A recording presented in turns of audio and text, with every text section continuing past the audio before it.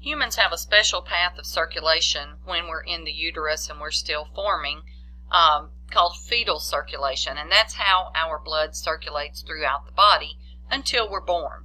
Once we're born, the heart pumps blood into two closed circuits each time the heart beats. The systemic circulation, remember systemic means of the entire body, and the pulmonary circulation, pulmonary means lung. So the two circuits are arranged in a series where the output of one becomes the input of the other, very similar to what would happen if you had two water hoses hooked up in a sequence. The left side of the heart is the pump for the systemic circulation. It receives bright red oxygenated blood that's returning from the lungs. The left ventricle ejects blood into the aorta. Then the aorta divides into separate different pathways to take blood out to areas above the heart and areas below the heart. So smaller and smaller and smaller systemic arteries carry that oxygenated blood to all the organs throughout the body, except for the little air sacs called alveoli in the lungs, which are supplied by the pulmonary circulation. In our systemic tissues, the arteries give rise to smaller and smaller arterioles, which then are going to lead into even smaller systemic capillaries. It's in the capillaries where we have exchange of nutrients and gases across those very, very thin capillary walls. The blood carrying that oxygen releases that oxygen, and the oxygen then gets into the tissues. The blood picks up CO2, carbon dioxide, that was created when those tissues were making ATP, so CO2 is a waste product. So the blood flows through the capillary beds and then into a systemic venule. Venules are small veins that, carrying that deoxygenated blood away from the tissues, will merge to form larger and larger and larger systemic veins. And then ultimately the largest veins, the superior and inferior vena cava, are going to flow and bring that deoxygenated blood right back into the right atrium. The right side of the heart is the pump for the pulmonary circulation. So it receives all of the dark deoxygenated blood that's returning from the systemic circulation. So the blood ejected from the right ventricle flows into the pulmonary trunk, and then the pulmonary trunk branches into left and right pulmonary arteries that carry that deoxygenated blood out to the right and left lungs. In the pulmonary capillaries, the blood unloads that CO2 that it picked up out in all those tissues. The CO2 is then exhaled. It's also in the lungs, of course, that the blood is going to pick up that oxygen from the air that we breathe in. Now this bright, fresh, oxygenated blood now is going to flow through pulmonary veins and return right back to the left atrium. So here you can see that in both a schematic diagram as well as just a diagram of the heart with all the steps.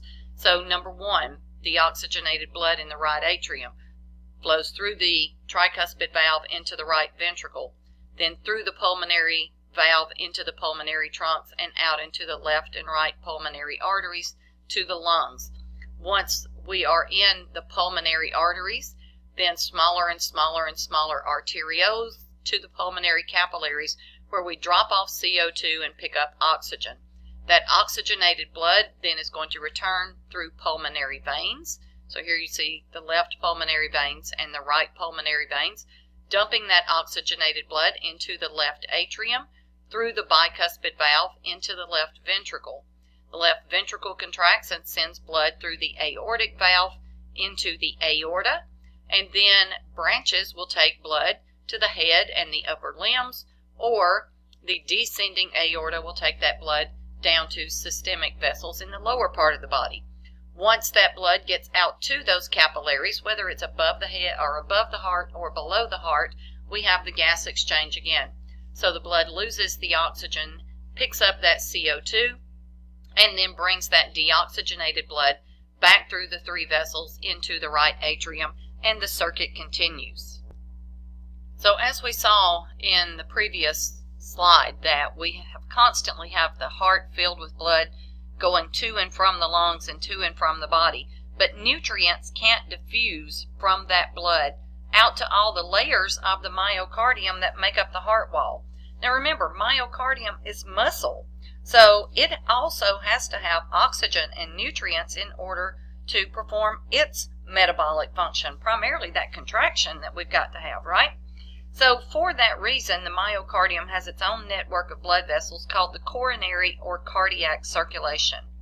The coronary arteries branch from the aorta and encircle the heart, very much like a crown encircles the head. And so that's where coronary comes from.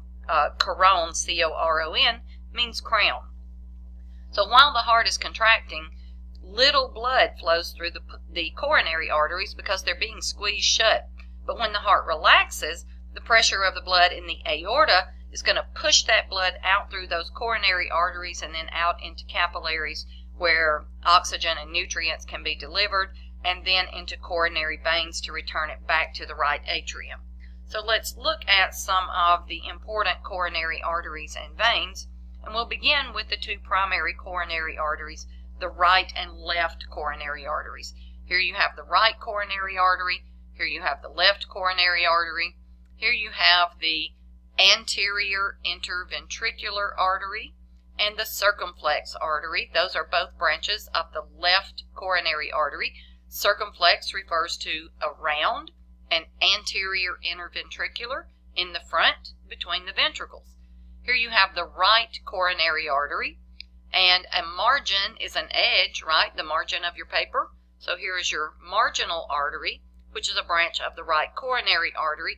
And if we follow it around, you see how this looks very pale. This is showing you that it's on the posterior surface. If you follow it around on the posterior side of the heart, you have a posterior interventricular artery.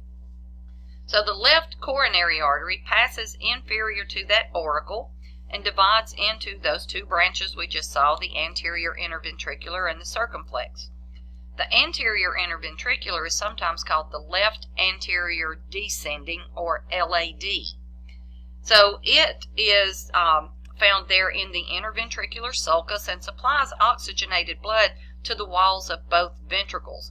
So this vessel is sometimes called the widowmaker as well, because if there is a blockage in the LAD, or the anterior interventricular, as both names imply, then that cuts off the oxygenated blood getting out to those ventricles, and that can lead very quickly to death, hence the name widowmaker. The circumflex branch, or the circumflex artery, is going to lie in that coronary sulcus, and it distributes oxygenated blood to the walls of the left ventricle, but also to the right atrium. The right coronary branch is going to, the right coronary artery branches into two smaller branches that we just saw that run in that coronary sulcus as well. We saw the marginal artery, which is going to run along that sulcus and along the right margin of the heart, and it's going to take oxygenated blood out to the wall of the right ventricle. And the posterior interventricular branch is going to run along that interventricular sulcus on the posterior side and supply oxygenated blood to the posterior walls of both of the ventricles as well. So remember, these vessels are taking oxygenated blood, full of oxygen, full of nutrients, out to the muscle cells of the heart. So we take that blood out and we drop off all that oxygen and drop off all those nutrients. Well, those muscle cells out there have been making ATP and waste products as well. So as the blood passes through the arteries, flows into the capillaries, delivers the oxygen and nutrients, it collects the carbon dioxide and waste products. Then it has to move into coronary veins. Most of the deoxygenated blood from the myocardium is then going to drain into a large vascular sinus that on the posterior side of the heart in that coronary sulcus, so it's called the coronary sinus. A sinus is just a thin-walled vein that doesn't have any smooth muscle, so it's not able to change its diameter.